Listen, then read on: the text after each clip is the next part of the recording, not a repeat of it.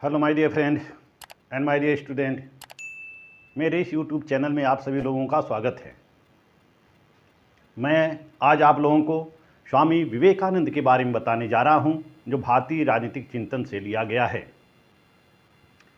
आइए आज हम लोग स्वामी विवेकानंद को पढ़ते हैं, जो भारतीय राष्ट्रवाद के उन नायक थे जिनको हम हिंदू नेपोलियन के नाम से जानते हैं।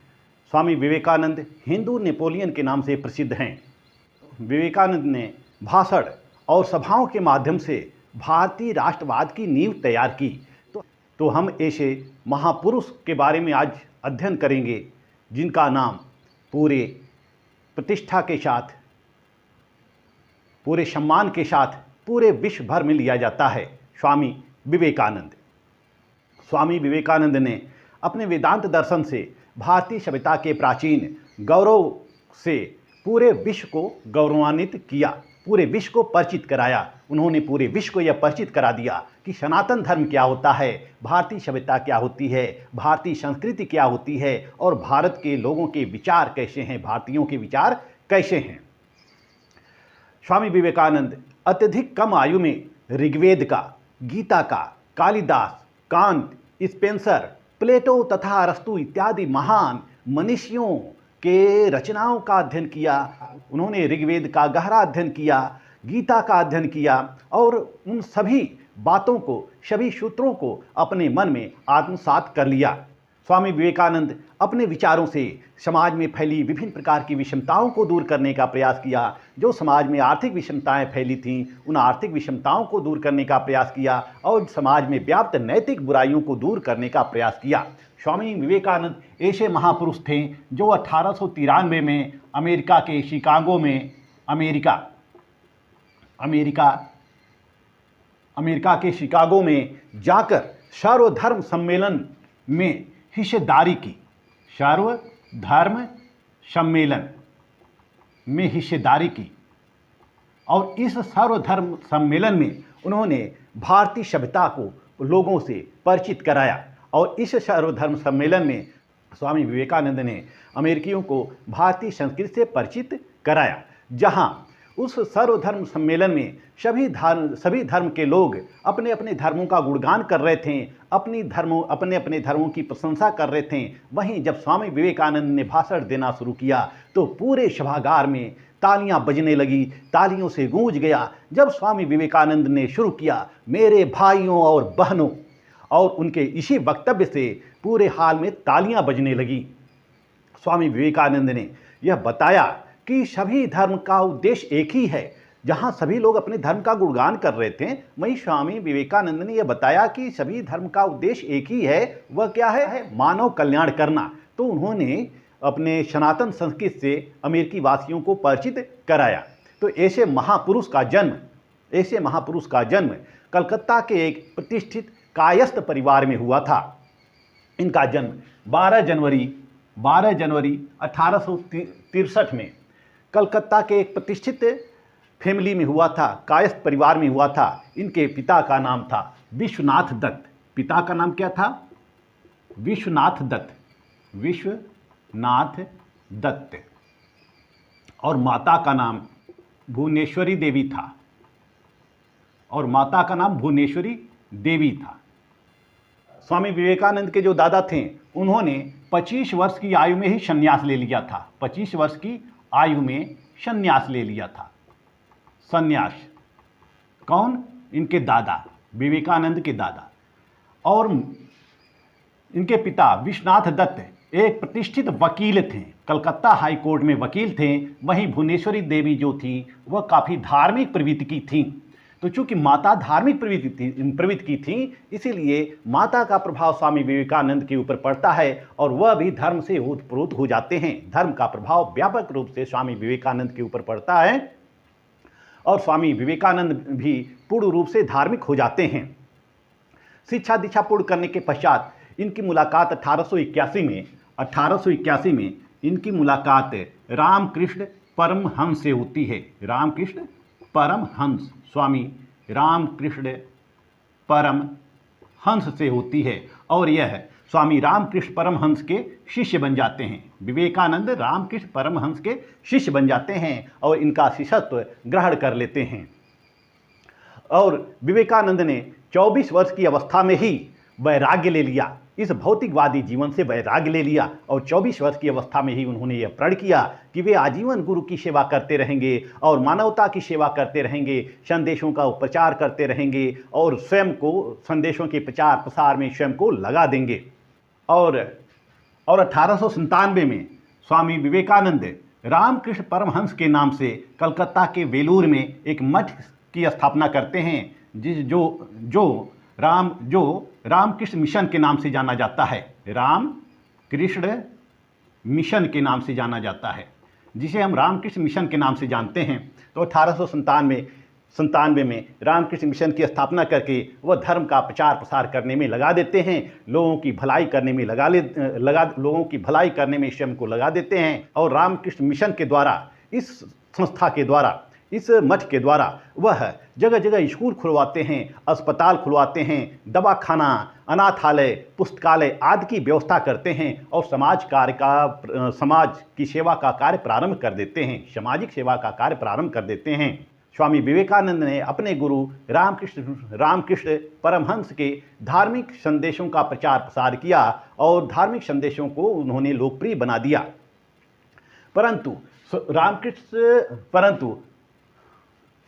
परंतु स्वामी विवेकानंद की 39 वर्ष की अवस्था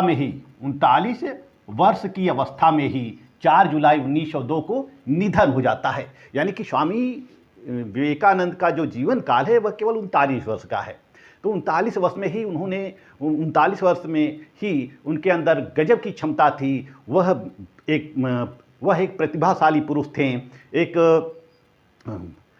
और ओजस्वी थे, धर्म के ज्ञाता थे। मतलब विभिन्न जो भी गुण होने चाहिए, जो एक विद्वान के पास गुण होने चाहिए, सारी विद्वता स्वामी विवेकानंद के अंदर थी। जब स्वामी विवेकानंद अमेरिका में गए थे, 1893 में अमेरिका में गए थे, तो अमेरिका में भाषण देने के पश्चात वह विभिन्न यूरोपीय देशों की भी उन्होंने यात्रा की। तो उनकी यात्रा के दौरान एक महिला जो होती है वह स्वामी विवेकानंद से कहती हैं कि मैं आपसे विवाह करना चाहती हूँ। तो स्वामी विवेकानंद ने पूछा कि आप मुझसे विवाह क्यों करना चाहती हैं? तो वह महिला उत्तर देती है कि ताकि मुझे आप जैसा महापुरुष पुत्र पैदा हो सके। तो स्वामी विवेकानंद कहते हैं कि मुझको ही अपना पुत्र बना लीजिए, आपको मेरे जैसा पुत्र प्राप्त हो जाएगा। तो यह वक्तव्य सुनकर वह महिला स्वामी विवेकानंद के चरणों में गिर जाती है और उनका शिष्य बन जाती है और वह कहती है आप धन्य हैं, ऐसे व्यक्ति इस संसार में बिरले ही मिलते हैं। तो ऐसे थे हमारे स्वामी विवेकानंद, जिनको हम महापुरुष की संज्ञा देते हैं, जो बहुत ही ओजस्वी थे, प्रतिभाशाली थे और सनातन धर्मी थे, हिंदू धर्म को मानने वाले थे, जो प्रबल हिंदू धर्म के प्रचारक और प्रसारक थे। तो स्वामी विवेकानंद ने अपनी अल्पायु में ही विभिन्न पुस्तकों की भी रचना की, विभिन्न कृतियों की रचना की। जैसे उनकी कृतियां हैं, पहला ज्ञान योग, उनकी कृति पहला क्या है? ज्ञान योग। फिर है पांतजलि सूत्रों पर भाष्य, वेदांत दर्शन, from Colombo to Almora, India and her problem, Bharat और उसकी समस्या। इस पर भी विवेकानंद ने अपना चिंतन व्यक्त किया है और इस पर भी उन्होंने एक लेख लिखा है, पुस्तक लिखी है, मॉडर्न इंडिया। वह आधुनिकता के समर्थक थे और इसलिए उन्होंने आधुनिक भारत के नाम से एक पुस्तक लिखी, our duties to the masses, जनता जनार्दन के प्रति हमारा कर्तव्य। जनता के, मासेज का मतलब क्या होता है? भीड़ या जनता। जनता के प्रति हमारा कर्तव्य, जनता जनार्दन के प्रति हमारा कर्तव्य। 8वीं पुस्तक है द इविल्स ऑफ अधिकारवाद, और इस अधिकारवाद में उन्होंने अधिकारवाद की बुराइयां, द इविल्स ऑफ अधिकारवाद, उन्होंने ब्राह्मण के अधिकारवाद पर चुनौती दी। उन्होंने, स्वामी विवेकानंद ने ब्राह्मण वर्चस्ववादी समाज पर आघात किया और ब्राह्मणों का जो वर्चस्व होता है या ब्राह्मण के जो अधिकार होते हैं, उस अधिकारों को उन्होंने चुनौती दी। इस पर उन्होंने द इविल्स ऑफ अधिकारवाद लिखी है। 9वीं पुस्तक है द साइकिल ऑफ कास्ट, और जाति चक्र पर भी उन्होंने पुस्तक लिखी है। वह जाति व्यवस्था के प्रतिपादक नहीं थे, वह जाति व्यवस्था को समाप्त करना चाहते थे। तो भारत के इन विभिन्न समस्याओं पर स्वामी विवेकानंद ने विभिन्न पुस्तकों की रचना की। स्वामी विवेकानंद के ऊपर विभिन्न परिस्थितियों का प्रभाव पड़ा, उनके चिंतन के ऊपर विभिन्न परिस्थितियों का प्रभाव पड़ा था। जैसे कि उन्होंने वेदांत दर्शन का अध्ययन किया था और वेदांत दर्शन का अध्ययन करके उन्होंने ज्ञान योग पुस्तक लिखी या वेदांत दर्शन पर पुस्तक लिखी। तो स्वामी विवेकानंद ने वेदांत की महान परंपरा का अनुसरण किया। उन्होंने रामकृष्ण परमहंस का शिष्यत्व ग्रहण किया था, तो रामकृष्ण परमहंस का भी प्रभाव विवेकानंद के ऊपर पड़ा था। इसके अलावा वह अपने जीवन में जितना भी भ्रमण किए, उन्होंने पूरे भारत का भ्रमण किया, यूरोप के कुछ देशों का भ्रमण किया। तो भ्रमण के दौरान जो उनको अनुभव प्राप्त हुआ, उन्होंने अनुभवों के आधार पर विभिन्न पुस्तकों की रचना की।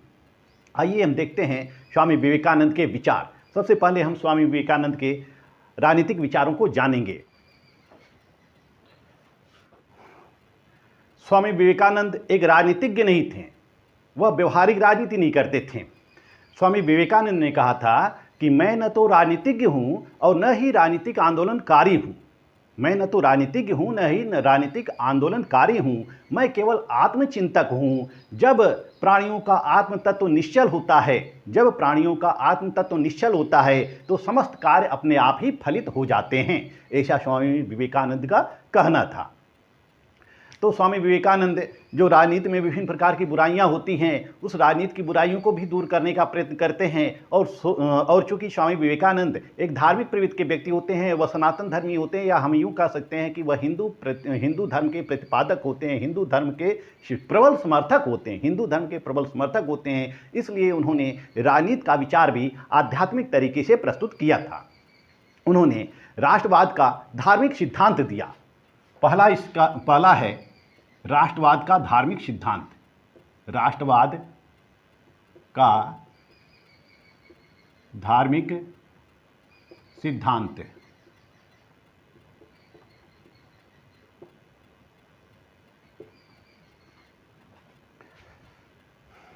राष्ट्रवाद का धार्मिक सिद्धांत।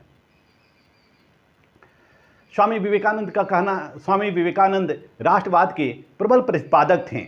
वह एक अखंड राष्ट्र की कल्पना करते थे। जैसा कि स्वामी विवेकानंद कहते हैं कि जिस प्रकार संगीत के अंतर्गत हम देख सकते हैं कि संगीत में एक प्रमुख स्वर होता है, यानी कि जैसा हम गाना गाएंगे वैसे ही संगीत बजेगी। तो संगीत का निर्माण कैसे होता है? हमारे स्वर के अकॉर्डिंग होता है, हमारे स्वर के अकॉर्डिंग होता है। हम अगर बहुत फास्ट गाना गाते हैं, बहुत फास्ट संगीत गाते हैं, तो बहुत फास्ट गीत गाते हैं, तो संगीत भी यानी कि म्यूजिक भी उसी के अकॉर्डिंग बजेगी, धुन उसी के अकॉर्डिंग ही उत्पन्न होगी।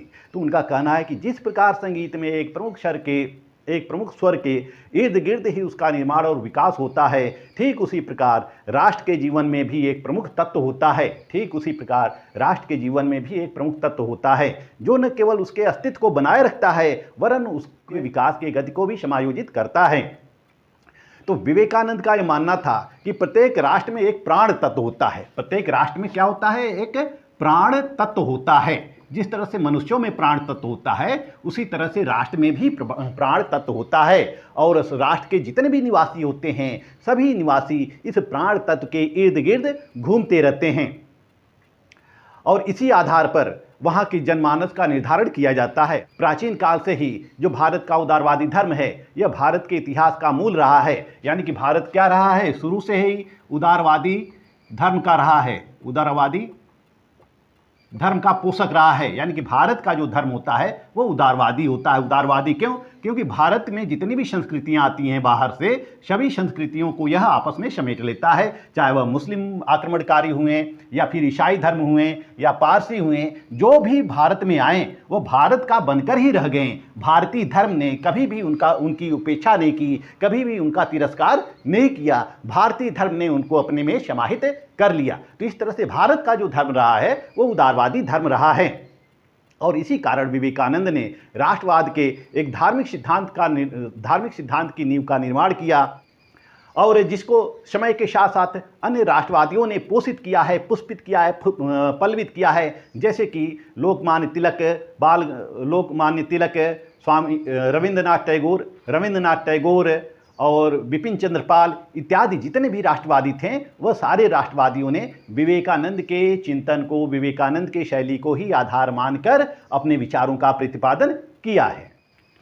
विवेकानंद का मानना था कि धर्म ही भारत के राष्ट्रीय भविष्य का निर्धारण करता है, धर्म ही भारत के राष्ट्रीय चरित्र का निर्धारण करेगा तथा धर्म ही भारत के मेरुदंड बनेगा, धर्म ही भारत के लिए मेरुदंड बनेगा। इनके अनुसार राष्ट्र भविष्य का निर्माण उसके अतीत की महत्ता की नींव पर ही निर्धारित होता है। विवेकानंद ने चूंकि पाश्चात्य दर्शन को भी पढ़ा था, उन्होंने हीगल को भी पढ़ा था, तो हीगल ने जिस तरह से राष्ट्रवाद का समर्थन किया है, बिल्कुल इसी तरह से विवेकानंद भी राष्ट्रवाद का समर्थन करते हुए नजर आते हैं। बिल्कुल इसी तरह से उन्होंने राष्ट्रवाद का समर्थन किया और राष्ट्र की महत्ता के सच्चे प्रतिपादक बन जाते हैं। स्वामी विवेकानंद का कहना था कि एक बार पुनः भारत को विश्व विजय करनी होगी, एक बार पुनः भारत को विश्व विजय करनी होगी और फिर इसके बाद पश्चिम की आध्यात्मिक विजय करनी होगी। यानी कि भारत को विश्व विजय कर लेना होगा भारत को, इसके बाद पश्चिमी की पाश्चात्य देशों की आध्यात्मिक विजय करनी होगी। यानी कि अपने आध्यात्म का झंडा हर पाश्चात्य देशों में फहराना होगा और हर पाश्चात्य देशों को बताना होगा कि भारतीय संस्कृति क्या है, भारतीय सभ्यता क्या है, भारत का धर्म क्या है। उन्होंने राष्ट्रवाद के धार्मिक सिद्धांत का प्रतिपादन किया क्योंकि वह समझते थे कि धर्म ही भारत के राष्ट्रीय जीवन का मेरुदंड है, क्योंकि वह समझते थे कि धर्म ही भारत के राष्ट्रीय जीवन का मेरुदंड है और मेरुदंड बनेगा। स्वामी विवेकानंद का कहना था कि अतीत में भारत की सृजनात्मक प्रतिभा की अभिव्यक्ति मुख्यतः धर्म के कारण हुई है और धर्म के ही क्षेत्र में हुई है। चूँकि हमारा जो भारत था पूर्व में, वह पूर्ण रूप से धार्मिक था, यानी सब कुछ धर्म के अधीन ही होता था, सब कुछ धर्म के अधीन ही होता था। जितने भी नियम बनाए जाते थे, कानून बनाए जाते थे, राजा के द्वारा शासन किया जाता था, तो धर्म का प्रमुख महत्व होता था। सब कुछ धर्म के नियमों के अनुसार ही शासित होता था। तो पूर्व में भारत जो था वह धार्मिक राष्ट्र था और इसके कारण, धार्मिक राष्ट्र ही होने के कारण, इसकी अभिव्यक्ति, भारत की जो सृजनात्मक क्षमता है या सृजनात्मक कार्य है, वह मुख्यतः धर्म के ही क्षेत्र में हुआ है। और धर्म ने भारत में एकता की स्थापना की और स्थिरता को बनाए रखा, शांति की स्थापना की। और जहाँ कहीं भी राजा धर्म से विमुख होते थे, राजा अपने कार्यों और उत्तरदायित्व से विमुख होते थे, वहाँ धर्म उनके ऊपर अंकुश लगाता था। तो विवेकानंद कहते हैं कि प्राचीन में भी धर्म राष्ट्र के निर्माण में प्रमुख तत्व रहा है। इसलिए विवेकानंद ने घोषणा की कि राष्ट्रीय जीवन का धार्मिक आदेशों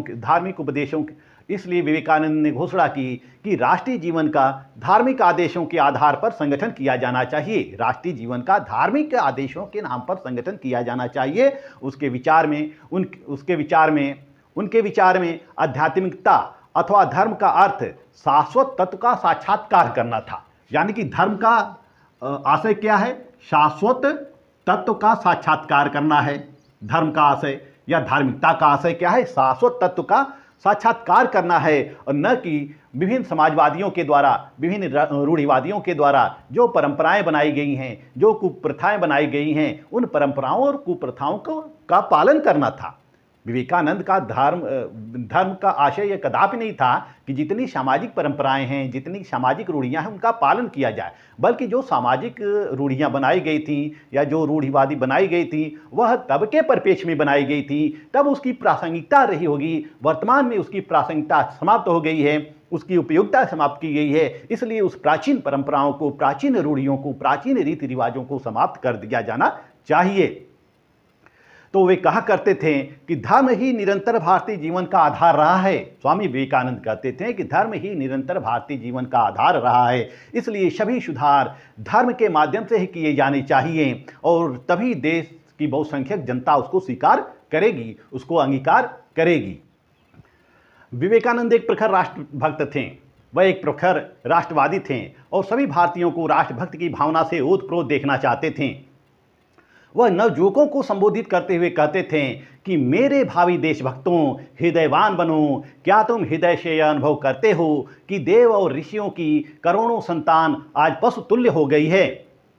यदि हाँ, तो जानो कि तुम देशभक्त होने का प्रथम सीढ़ी प्राप्त कर लिए हो, कि तुम देशभक्त होने का प्रथम सीढ़ी प्राप्त कर लिए हो। स्वामी विवेकानंद भारतीय युवाओं को यह संदेश देते थे, यह उपदेश देते थे कि बंकिम चंद्र को पढ़ो तथा उनके सनातन धर्म और देशभक्ति को ग्रहण करो, उनके सनातन धर्म और देशभक्ति को ग्रहण करो। वह कहा करते थे कि जन्मभूमि की सेवा को अपना सबसे बड़ा कर्तव्य समझो, जन्मभूमि की सेवा को अपना सबसे बड़ा कर्तव्य समझो। निर्भीक बनो, मैं भारतीय हूँ और प्रत्येक भारतीय मेरा भाई है, मैं भारतीय हूँ और प्रत्येक भारतीय मेरा भाई है, भारतीय मेरा भाई है, भारतीय मेरा जीवन है, भारत के देवी देवता मेरे ईश्वर हैं, भारतीय समाज मेरे बाल्यकाल का पालना है, भारत का कल्याण ही मेरा कल्याण है। वह स्वामी विवेकानंद कहते थे कि गर्व से कहो हम हिंदू हैं, हिंदू सभ्यता की पहचान है, हिंदू संस्कृति की आन बान और शान है। तो इस तरह से स्वामी विवेकानंद प्रबल राष्ट्रवाद के प्रतिपादक थे और उन्होंने राष्ट्रवाद के क्षेत्र में आध्यात्मिकता को समाहित किया या धर्म को उन्होंने समाहित किया कि धर्म के आधार पर ही हम राष्ट्र की स्थापना कर सकते हैं, प्रबल राष्ट्र की स्थापना कर सकते हैं। आइए अब देखते हैं स्वतंत्रता संबंधी विचार।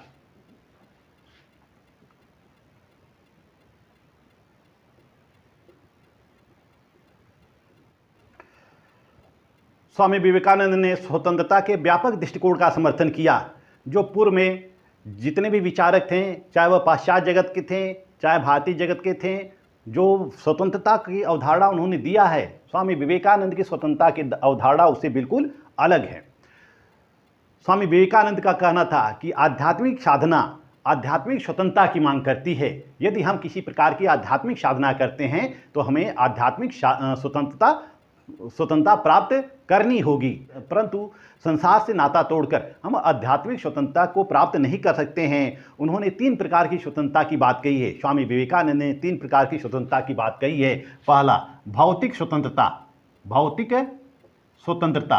या शारीरिक स्वतंत्रता। दूसरा है मानसिक स्वतंत्रता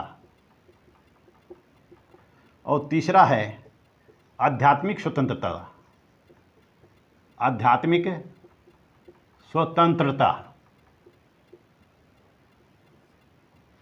इन 3 प्रकार की स्वतंत्रताओं की बात कही है किसने? स्वामी विवेकानंद ने।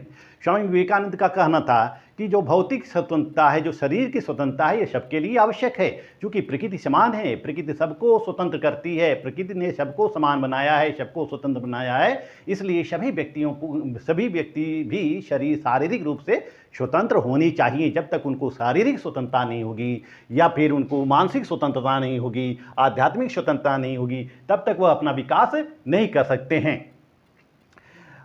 स्वामी विवेकानंद कहते हैं कि स्वामी विवेकानंद का कहना है कि आध्यात्मिक सुख प्राप्त करने के लिए हमें केवल कंदराओं में जाकर, गुफाओं में जाकर ही तपस्या नहीं करनी चाहिए। हमें कंदराओं में या गुफाओं में जाकर ही तपस्या नहीं करनी चाहिए, बल्कि हमारे अंदर जो ज्ञान है उस ज्ञान का समाज में प्रचार प्रसार करना चाहिए। हमें स्वयं को अपने ज्ञान के द्वारा, अपने शक्ति के द्वारा, अपने बल के द्वारा स्वयं को समाज कल्याण में लगा देना चाहिए, राष्ट्र उत्थान में लगा देना चाहिए। वह स्वामी विवेकानंद का कहना था कि आपका पूजा पाठ तभी प्रासंगिक है जब आपके पूजा पाठ या धर्म के द्वारा समाज लाभान्वित होता है। यानी कि आप आध्यात्मिक स्वतंत्रता प्राप्त करते हैं और फिर बाहर का समाज टूट फूट और विघटन से गुजर रहा है। ऐसे में आपकी आध्यात्मिक स्वतंत्रता या अध्यात्म ज्ञान या आपका ज्ञान किस काम का है, जब वह समाज में किसी प्रकार काम नहीं आ सकता। यानी कि आपकी उपयोगिता तभी तक है जब तक आप समाज को उपयोगी बनाते हैं, समाज की दशा को सुधारते हैं, समाज की दशा और दिशा को तय करते हैं। स्वामी विवेकानंद का यह कहना था कि हमारा कार्य केवल गुफाओं और कंदराओं में जाकर तपस्या करना नहीं है, बल्कि समाज को सुधारना भी है, समाज में हमें योगदान भी देना है। वह कहते थे कि ये जितनी प्रकार की स्वतंत्रताएं हैं, सबको भौतिक स्वतंत्रताएं होनी चाहिए, यानी कि जीवन यापन की सबको स्वतंत्रताएं होनी चाहिए, और इसी तरह से मानसिक स्वतंत्रता भी होनी चाहिए, सबको विचार अभिव्यक्ति की स्वतंत्रता होनी चाहिए, आध्यात्मिक स्वतंत्रता सबको होना चाहिए, सबको अपने धर्म में आस्था रखने की पूरी छूट होनी चाहिए, विश्वास करने की पूरी छूट होनी चाहिए, जैसा कि हमारे भारतीय संविधान में इन सभी को स्थान दिया गया है, इन सभी को अपनाया गया है। स्वामी विवेकानंद का कहना था कि जितने भी संसार में या राष्ट्र में जितने भी संस्थाएं हैं, उन सभी संस्थाओं का कार्य क्या होना चाहिए? स्वतंत्रता में सहयोग होना चाहिए। वह सभी संस्थाएं स्वतंत्रता में सहयोग करें।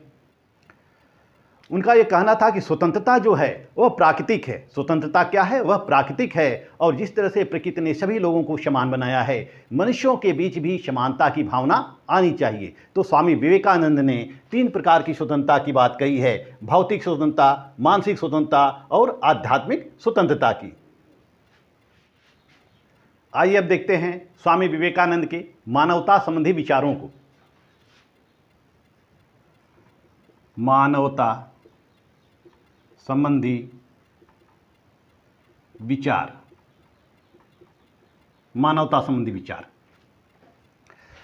स्वामी विवेकानंद का कहना था कि ईश्वर की सच्ची सेवा मानव सेवा में ही निहित है। उनका यह कहना था कि यदि ईश्वर की सच्ची सेवा करनी है तो आप मनुष्यों की सेवा करो, मनुष्यों का कल्याण करो, दीनहीन का भला करो, गरीबों पर दया करो, गरीबों का उत्थान करो, यही सच्ची सेवा है। और जब यह सेवा कर लेंगे तो ईश्वर की सेवा आप प्राप्त कर लेंगे। उनका यह कहना था कि यदि तुम ईश्वर की सेवा करना चाहते हो तो मनुष्यों की सेवा करो, मनुष्यों की सेवा में ही ईश्वर की सेवा निहित है। दीनहीन, असहाय, पीड़ित मानवता की सेवा ही ईश्वर की सच्ची सेवा है। स्वामी विवेकानंद ने दरिद्र नारायण की संकल्पना प्रस्तुत की। दरिद्र नारायण, यह दरिद्र नारायण कौन है? दरिद्र नारायण की संकल्पना प्रस्तुत की है। दरिद्र का मतलब गरीब, दीनहीन, दुखी व्यक्ति। वह कहते हैं कि चूंकि ईश्वर मनुष्य में निहित होता है, हर मनुष्यों में ईश्वर का अंश है, तो जो दरिद्र होते हैं उनमें भी ईश्वर का अंश है। तो तुम उन दरिद्रों की सेवा करो, उसी दरिद्र को नारायण मान लो, यानी कि दरिद्रों को ही नारायण मानकर उनकी सेवा करो। जब हम दरिद्र को नारायण मानकर उनकी सेवा और सहायता करेंगे, तभी हमारी आत्मा इतनी पावन हो सकेगी कि उससे ईश्वर का साक्षात्कार हो सकेगा, ईश्वर का दर्शन हो सकेगा, हमें आत्म अनुभूति होगी, एक सुखद अनुभूति होगी। इस तरह से विवेकानंद ने मानववाद के आध्यात्मिक आधार का प्रतिपादन किया। उन्होंने मानववाद को आध्यात्मिक आधार पर ही भी प्रतिष्ठित किया, यानी कि मानवता का विचार जो उन्होंने दिया है वह आध्यात्मिक आधार पर दिया है। उनका यह कहना था कि जो मनुष्य हैं वह मनुष्य भी ईश्वर के ही रूप हैं, तो हमें ईश्वर की पूजा करने के बजाय हमें मनुष्यों की पूजा करनी चाहिए। स्वामी विवेकानंद का यह मानना था कि जो इतने भी मनुष्य हैं, सभी मनुष्यों के दुख और पीड़ा का एक ही प्रधान कारण है। मनुष्यों के पीड़ा का, दुख का एक ही प्रधान कारण है। वह क्या है? सामाजिक प्रथाएं। जो हमारे समाज में विभिन्न प्रकार की प्रथाएं हैं, सामाजिक प्रथाएं, यह जो सामाजिक प्रथा है यही दुख का कारण है, यही पीड़ा का कारण है। कुछ लोगों ने इसी सामाजिक प्रथा बना दिया है कि उन सामाजिक प्रथाओं का पालन करना अनिवार्य हो गया है, और सभी व्यक्ति उस सामाजिक प्रथाओं से दुखी हैं।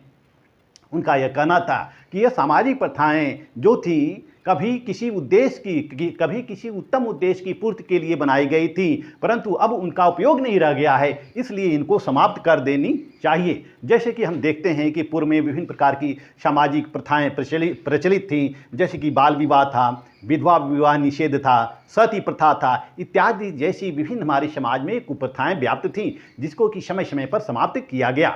और वर्तमान में भी जितनी भी कुप्रथाएं हैं, जितनी भी कुसंगतियां हैं, जितने भी रीति रिवाज हैं जो पुराने पड़ गए हैं, जिनकी प्रासंगिकता समाप्त हो गई है, उनको भी समाप्त कर दिया जाना चाहिए। तो स्वामी विवेकानंद पुरानी प्रथाओं को समाप्त करने के पक्ष में थे और आधुनिक और नई प्रथाओं को अपनाने के पक्ष में होते हैं।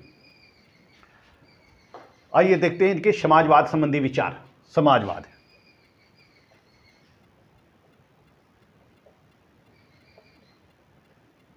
समाजवाद। स्वामी विवेकानंद का समाजवाद, जैसा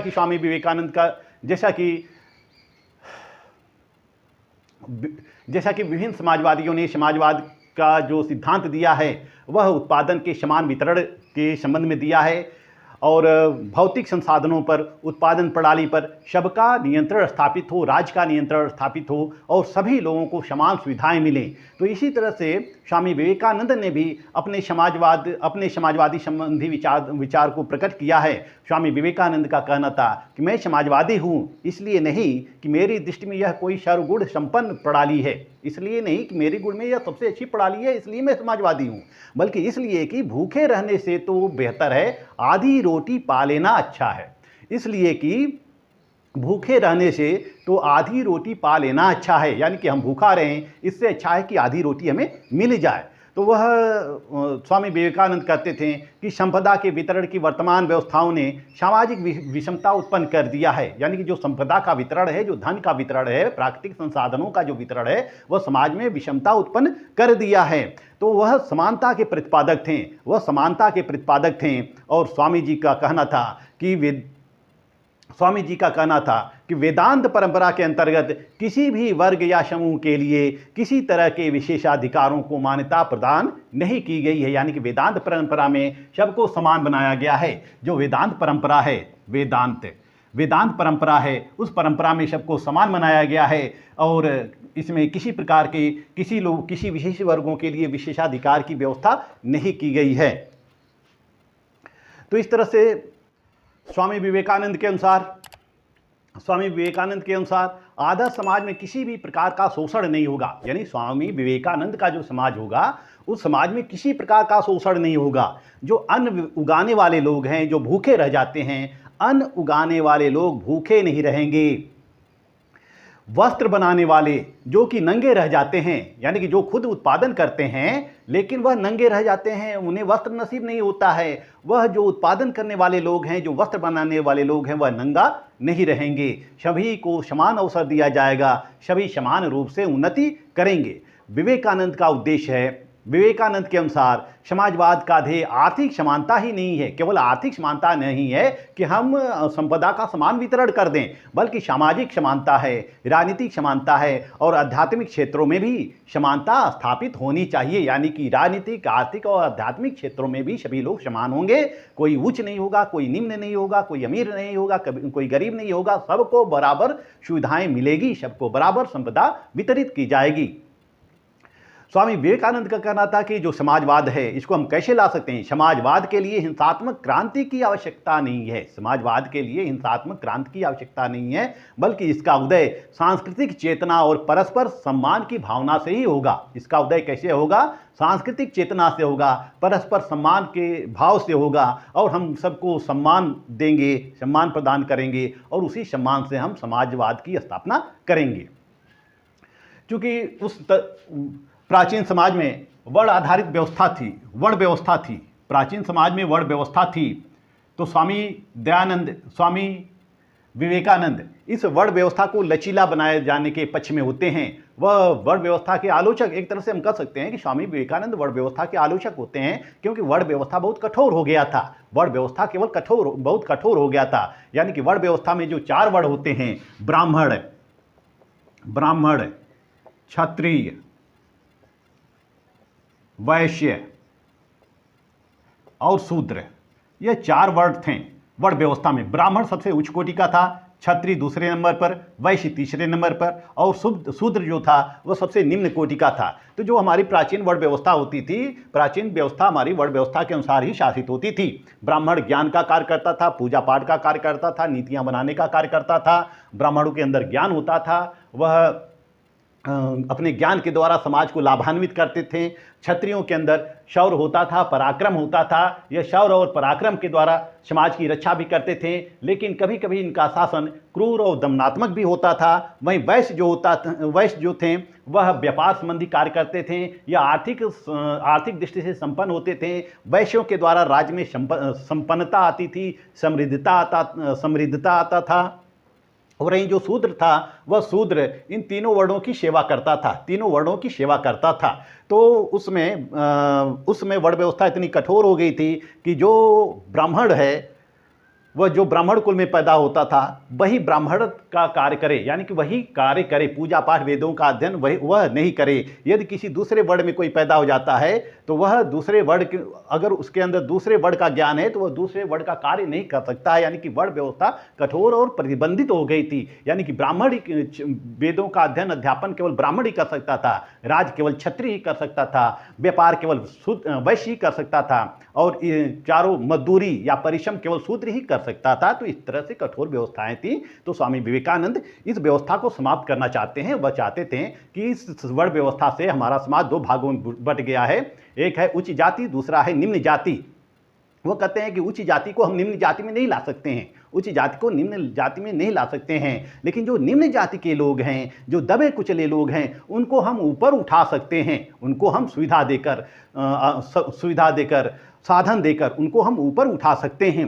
तो स्वामी विवेकानंद का कहना था कि हम जो राज्य स्थापित करेंगे इस तरह से राज्य हो जिसमें ब्राह्मण का ज्ञान हो, जिसमें ब्राह्मण का ज्ञान हो, और क्षत्रिय काल की सभ्यता हो, वैश्य काल का प्रचार भाव हो, और शूद्र काल की समानता रखी जाए, तो वह मानवता के लिए आदर्श राज्य होगा। यही राज्य सर्वोत्तम और विकल्पहीन होगा। यानी कि इनका कहना था कि हमें इस प्रकार का राज्य स्थापित करेंगे जिसमें कि ब्राह्मणों का ज्ञान हो जाए, और क्षत्रियों का शौर्य और पराक्रम हो, वैश्यों की आर्थिक संपन्नता हो, और शूद्रों का परिश्रम है। इन चारों गुणों को मिलाकर हम एक आदर्श राज्य की स्थापना करेंगे, और जब इस आदर्श राज्य की स्थापना करेंगे तो हमारा समाज क्या होगा? समानता पूर्ण होगा। आइए अब देखते हैं स्वामी विवेकानंद के सामाजिक विचार को। स्वामी विवेकानंद ने विभिन्न सामाजिक समस्याओं का अवलोकन किया और विभिन्न सामाजिक समस्याओं पर भी विचार अपना प्रकट किया है। जैसे कि स्वामी विवेकानंद छुआछूत का विरोध करते थे। छुआछूत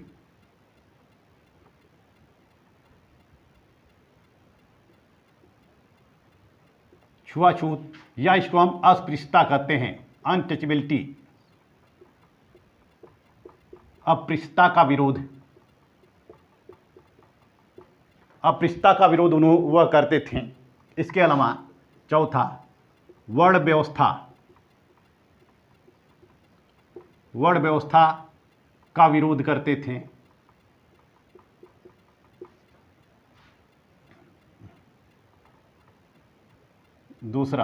तीसरा बाल विवाह,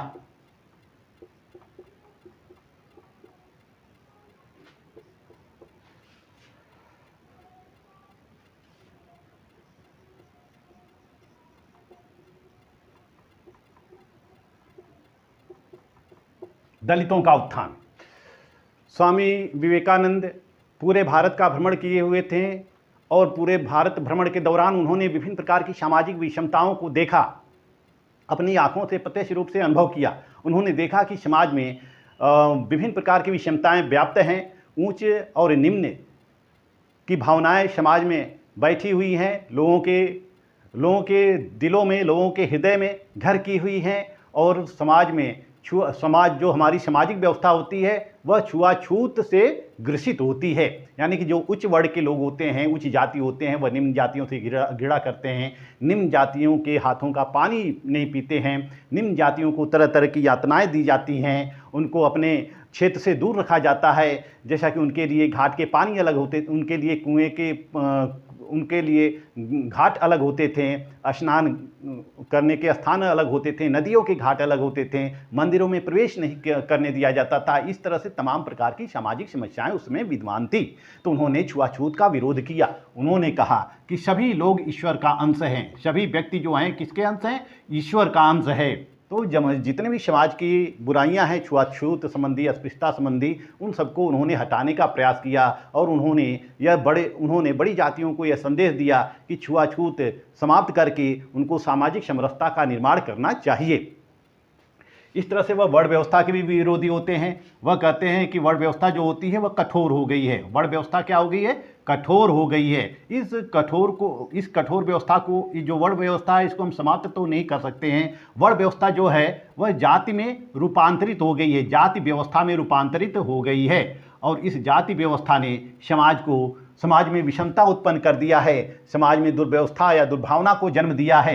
तो हमें इस वर्ण व्यवस्था को तोड़ना होगा, जाति व्यवस्था को तोड़ना होगा, समानता की स्थापना करनी होगी, समरसता की स्थापना करनी होगी और समाज में समृद्धता संपन्नता तभी आ सकती है जब समाज में समरसता की स्थापना हो, सभी भेदभाव से मुक्ति, सबको भेदभाव से मुक्ति प्रदान किया जाए, सभी लोगों के साथ समान व्यवहार किया जाए, सभी लोगों के साथ समान व्यवहार किया जाए। हम व्यक्ति के आधार पर व्यक्ति के आधार पर ही व्यक्तियों को महत्व दें। किसी विशेष जाति से संबंधित होने के नाते व्यक्ति को महत्व नहीं दिया जाना चाहिए, बल्कि व्यक्तियों में हमें योग्यता का विकास करना चाहिए, उसकी क्षमता का विकास करना चाहिए। तो इस तरह से उन्होंने वर्ण व्यवस्था का विरोध करना शुरू किया, लेकिन चूंकि वह समझते थे कि वर्ण व्यवस्था तो समाप्त नहीं हो सकती है, जाति व्यवस्था समाप्त नहीं हो सकती है, लेकिन इसको कमज़ोर किया जा सकता है। जो निम्न जाति के लोग हैं या निम्न वर्ण वाले हैं, उनको हम उनके समक्ष ऐसी परिस्थितियाँ उत्पन्न करें, उनके समक्ष ऐसी परिस्थितियाँ उत्पन्न करें कि वह भी उच्च वर्ण के समान आ सकें, यानी कि उनकी भी स्थिति उच्च वर्ण या उच्च जातियों के समान हो सके। हम उनके शिक्षा का प्रचार करें, उनके शक्ति का एहसास दिलाएं, उनके अंदर आत्मविश्वास की भावना जागृत करें। इन विभिन्न उपायों के द्वारा हम सामाजिक समानता ला सकते हैं या निम्न जातियों को हम उच्च जातियों के समकक्ष ला सकते हैं। और इसी तरह से वह बाल विवाह का भी विरोध करते थे।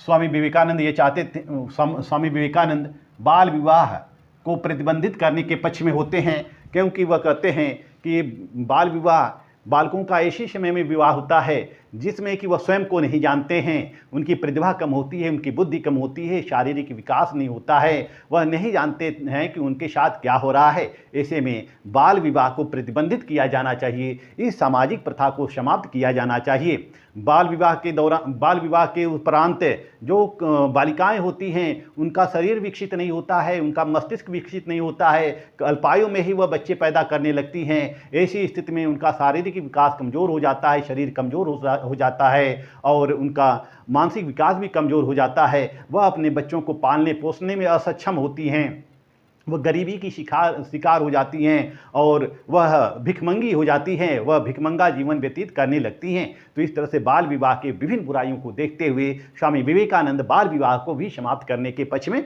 होते हैं।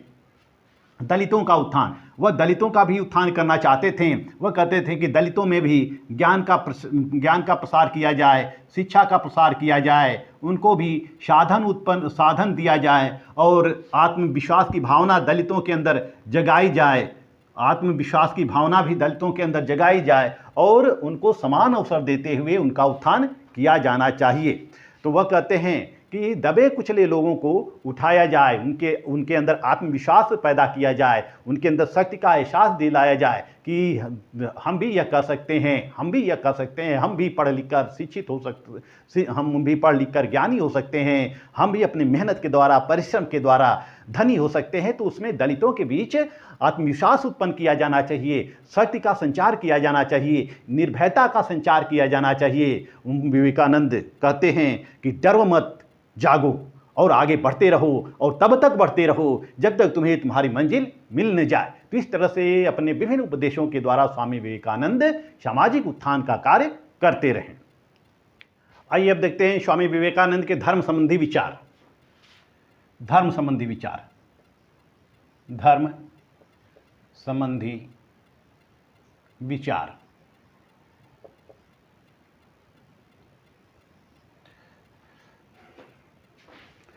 स्वामी विवेकानंद चूंकि एक धार्मिक व्यक्ति थे और वह हिंदू धर्म को ही सर्वश्रेष्ठ धर्म मानते थे, सनातन धर्म को ही सर्वश्रेष्ठ धर्म मानते थे।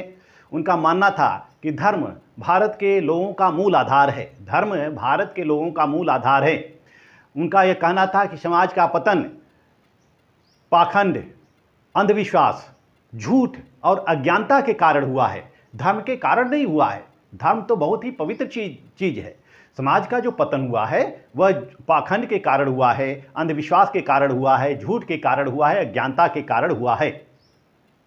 लोगों के उत्थान के लिए धर्म आवश्यक है, परंतु जब तक लोगों की गरीबी और दुख दूर नहीं किया जा सकता है तब तक उन्हें धर्म का आदेश या धर्म की शिक्षा देना बेकार है। हमें सबसे पहला कार्य करना चाहिए लोगों की गरीबी दूर करना, लोगों के दुख को दूर करना। जब गरीबी और दुख दूर हो जाएगा तभी उनको हम धर्म की शिक्षा दे सकते हैं। जैसा कि एक मजदूर के लिए धर्म नाम की कोई वस्तु नहीं होती है, उसको केवल क्या चाहिए, अर्थ चाहिए, धर्म नहीं चाहिए। वह अर्थ को महत्व प्रदान करता है, वह परिश्रम करके रोजी रोटी कमाना चाहता है। जैसा कि स्वामी विवेकानंद अमेरिका में 1893 ईस्वी में सर्वधर्म सम्मेलन में जो शिकागो में आयोजित किया जा रहा था, सभी उस सर्वधर्म सम्मेलन में जहां सभी वक्ता अपने अपने धर्म का गुणगान कर रहे थे, वहीं स्वामी विवेकानंद ने कहा सभी धर्म समान हैं, सभी धर्म समान हैं, क्योंकि सभी धर्मों का ध्येय एक ही है, सब धर्म एक ही ईश्वर के प्रति आस्था उत्पन्न करते हैं।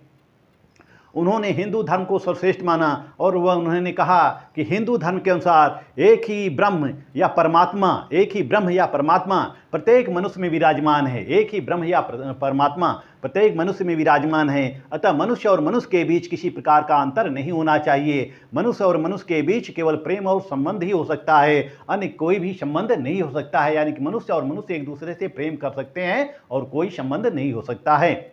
सभी धर्म मानव जाति को एकता के सूत्र में बांधने का प्रयास करते हैं। अतः सभी को अपने अपने धर्म का पालन करते हुए सब धर्मावलंबियों के प्रति आदर का भाव रखना चाहिए। सभी धर्मावलंबियों के प्रति आदर का भाव रखना चाहिए। तो इस तरह से स्वामी विवेकानंद ने शिकागो सम्मेलन में धार्मिक समरसता का सिद्धांत दिया, धार्मिक समरसता का पाठ लोगों को पढ़ाया कि सभी धर्म समान हैं और सभी धर्म मानव को एकता के सूत्र में बांधने का प्रयास करते हैं। इसलिए सभी धर्मावलंबियों को चाहिए कि अपने अपने धर्म का पालन करते हुए वह सभी धर्मावलंबियों का आदर करें, सम्मान करें। स्वामी विवेकानंद भारत की गरीबी दूर करना चाहते थे और इसके लिए वह कहते थे कि हम आध्यात्मिक रूप से संपन्न हैं, यानी कि भारत आध्यात्मिक रूप से संपन्न है परंतु भौतिक रूप से विपन्न है। वहीं पश्चिमी समाज भौतिक रूप से संपन्न है लेकिन आध्यात्मिक रूप से विपन्न है। स्वामी विवेकानंद कहते हैं कि भारतीयों को या भारत को पाश्चात्य जगत से 3 चीज़ें सीखनी चाहिए, 3 बातें सीखनी चाहिए। जैसे कि पहला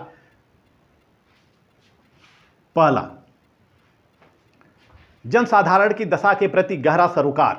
क्योंकि पहला यानी कि पाश्चात्य दर्शन में क्या है कि जनता को बहुत ही महत्व दिया जाता है, जनसाधारण को बहुत महत्व दिया जाता है। तो वह कहते हैं कि पाश्चात्य जगत से हमें पहली बात सीखनी होगी कि जनसाधारण की दशा के प्रति गहरा सरोकार, और दूसरी बात सीखनी होगी सामाजिक जीवन में स्त्रियों को सम्मान। जैसे कि यूरोप में स्त्रियों को सम्मान दिया जाता था, भारत में यूरोपियों को उतना सम्मान नहीं दिया जाता था। इसलिए भारतीयों को भी चाहिए कि स्त्रियों को सम्मान दिया जाए, स्त्रियों का सम्मान करें। तीसरी बात यह सीखनी होगी कि संगठन की क्षमता विकसित करने के तरीके, यानी कि जिस तरह से पाश्चात्य जगत में देख सकते हैं, यूरोपीय देशों में देख सकते हैं कि संगठन की उनमें अद्भुत क्षमता होती है, संगठन की क्षमता विकसित करने के अनेक तरीके होते हैं। तो हमारे अंदर भी संगठन विकसित होने की क्षमता होनी चाहिए। और ये सब क्या है, और इसके अलावा जिस तरह से पाश्चात्य जगत, यूरोपीय जगत भौतिक समृद्धि के अनेक प्रकार के उपाय को ढूंढता रहता है, तो हमें भी अपनी भौतिक समृद्धि करनी होगी। तो इस तरह से स्वामी विवेकानंद ने धर्म पर आधारित राज्य की ही संकल्पना प्रस्तुत की, लेकिन उनका धर्म वह नहीं था जैसा कि वर्तमान स्वरूप में हम देख सकते हैं। धर्म का उनका आशय था कि सब मानव कल्याण से, हमारा धर्म क्या है, सबसे बड़ा धर्म क्या है, मानव कल्याण। हमारा धर्म ऐसा हो जिससे कि मनुष्य का विकास हो सके, मनुष्य का उत्थान हो सके, समाज में समानता की स्थापना हो सके, सभी लोगों के दुख दूर हो सके। इस प्रकार के धर्म की कल्याण इस प्रकार के धर्म की बात स्वामी विवेकानंद करते थे। तो इस तरह से हम देखते हैं कि स्वामी विवेकानंद को व्यवहारिक राजनीति से कोई सरोकार नहीं था। उन्होंने ब्रिटिश साम्राज्यवाद के नैतिक आधार को खुली चुनौती दी थी। भारतीय संस्कृति का वर्चस्व स्थापित करके उन्होंने विदेशी शासन को निरर्थक साबित कर दिया था। वह भारतीय सभ्यता का वर्चस्व स्थापित किया, भारतीय संस्कृति का, भारतीय धर्म का वर्चस्व स्थापित करके उन्होंने विदेशी शासन को निरर्थक साबित कर दिया था। स्वामी विवेकानंद भारत के यूरोपीकरण से बचना चाहते थे। उन्होंने भारत में यूरोपीकरण का विरोध किया, विशेष रूप से सांस्कृतिक क्षेत्र में। जिस तरह से यूरोपियों ने, यानी कि ईस्ट इंडिया कंपनी ने ईसाई मिशनरियों को खुली छूट दे दी थी, जिसको कि धर्म का प्रचार प्रसार करने की खुली छूट दे दी गई थी, जो धार्मिक परिवर्तन के लिए ही कार्य करते थे, यानी कि हिंदुओं को ज़बरदस्ती ईसाई बनाते थे। तो वह ईसाईयतकरण का उन्होंने विरोध किया, यूरोपीकरण का विरोध किया। उनका कहना था स्वामी विवेकानंद का कहना था कि हमें अपनी विशिष्ट प्रकृति के अनुरूप अपना विकास करना चाहिए, हमें अपनी विशिष्ट प्रकृति के अनुरूप ही विकास करना चाहिए। दूसरों की प्रथाएं उन्हीं के लिए अच्छी हो सकती हैं, परंतु उनकी प्रथाएं हमारे समाज के ऊपर थोपना उपयुक्त नहीं है। तो उनका कहना था कि पश्चिम के अंधानुकरण से हम अपना उद्धार नहीं कर सकते हैं। धर्म और आध्यात्मिकता हमारे राष्ट्रीय जीवन का आधार स्तंभ है, अतः इन्हीं के आधार पर हमें सामाजिक पुनर्निर्माण करना होगा। यानी कि धर्म और आध्यात्मिकता हमारे राष्ट्रीय जीवन का आधार स्तंभ है, इन्हीं के आधार पर हम सामाजिक पुनर्निर्माण कर सकते हैं। देश सेवा को आध्यात्मिक आधार प्रदान करके उन्होंने भारत माता की संकल्पना माँ भगवती के रूप में की। माँ भगवती, भारत माता की संकल्पना उन्होंने माँ भगवती के रूप में की थी। उन्होंने ये कहा था कि जिस तरह से हम माँ की सेवा करते हैं, इसी तरह से भारत माता की भी हमें सेवा करनी चाहिए। उन्होंने कहा आज संसार में अधिकारों के लिए संघर्ष हो रहा है। ब्राह्मण अपने अधिकार के लिए अधिकारों को लेकर संघर्ष कर रहा है, क्षत्रिय अपने अधिकारों को लेकर संघर्ष कर रहा है, शूद्र अपने अधिकारों को लेकर संघर्ष कर रहा है, विभिन्न लोग अपने अपने अधिकारों को लेकर संघर्ष कर रहे हैं। तो अधिकारों के जो समाज में संघर्ष हो रहा है वह अधिकारों को प्राप्त करने के लिए ही हो रहा है, लेकिन अपने कर्तव्यों पर कोई ध्यान नहीं दे रहा है। हमें अपने कर्तव्यों पर ध्यान देना चाहिए। जिसका जो कर्तव्य है वह कर्तव्य ही प्रतिपादित करना चाहिए, कर्तव्यों का संचालन करना चाहिए। वह ये चाहते थे कि सभी व्यक्ति व समूह अपने कर्तव्यों और दायित्वों का पूरी तरह से निर्वहन करें। जितने भी समाज में समूह हैं, जितने भी व्यक्ति हैं, सभी व्यक्ति अपने कर्तव्यों का, अपने दायित्वों का ईमानदारी से निर्वहन करते रहें। कर्तव्यों का ही निर्वाह करना ही सच्चा धर्म है। हमारा सच्चा धर्म क्या है? कर्तव्यों का निर्वाह। यदि हमारा कर्तव्य है शिक्षा देना, तो हमारा कर्तव्य केवल शिक्षा देना होना चाहिए। छात्र का कर्तव्य है अध्ययन करना, उसको अध्ययन करना चाहिए। इसी तरह से शासक का जो कर्तव्य होता है सामाजिक लोक कल्याणकारी कार्य करना, तो उसको लोक कल्याणकारी कार्य ही करना चाहिए। तो इस तरह से जिसको जो कर्तव्य आरोपित किए गए हैं उन कर्तव्यों का उनको पालन करना चाहिए। स्वामी विवेकानंद किसी भी प्रकार के सामाजिक भेदभाव को स्वीकार नहीं करते थे। उन्होंने सच्चे मानवतावाद और विश्व बंधुत्व के आदर्शों को बढ़ावा दिया। विवेकानंद ने राष्ट्रीय विचारधारा को जो मोड़ दिया, उसने श्री अरविंद, बिपिन चंद्रपाल, लोकमान्य बाल गंगाधर तिलक और महात्मा गांधी जैसे राष्ट्रपुरुषों के चिंतन के लिए उपयुक्त आधार भूमि तैयार की। इस वीडियो में मैंने आपको स्वामी विवेकानंद को बताया, क्योंकि स्वामी विवेकानंद में तो बहुत है, इनके बहुत थ्योरी हैं, बहुत सिद्धांत हैं, लेकिन उसको मैंने इस वीडियो में संक्षेप में प्रस्तुत किया, जो कि आपके परीक्षा के लिए या आपके नॉलेज के लिए इतने बेस जो हैं, इतना आधार काफ़ी है। और इस वीडियो को पढ़कर आप एग्जाम में भी लिख सकते हैं। इस वीडियो में जितने भी टॉपिक मैंने बताए हैं, सारे टॉपिक से रिलेटेड एग्जाम में क्वेश्चन आ सकते हैं। यदि यह वीडियो आपको अच्छा लगे तो इस वीडियो को अधिक से अधिक शेयर कीजिए, अधिक से अधिक कमेंट कीजिए और अधिक से अधिक लाइक कीजिए, और मेरे चैनल को अधिक से अधिक लोगों से सब्सक्राइब भी कराते रहिएगा। मिलते हैं नेक्स्ट वीडियो में, तब तक के लिए धन्यवाद।